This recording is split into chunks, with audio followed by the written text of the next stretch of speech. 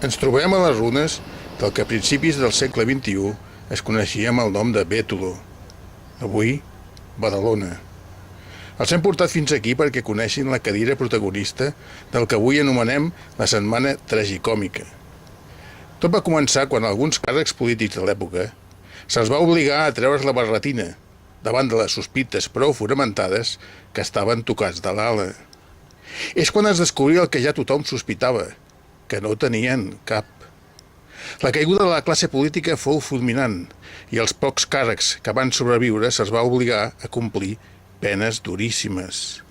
Aquest és el cas de Jaume Vives, el cap de turc i regidor de cultura de la ciutat de Bétolo fins al dia del judici, que va ser condemnat per un tribunal de veïns a recitar l'Atlàntida 20 vegades cada dia durant 10 anys, assegut en una cadira de dimensions inhumanes.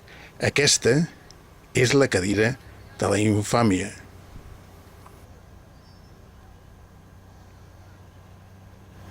Pep Mita, TVB un minut, Badalona.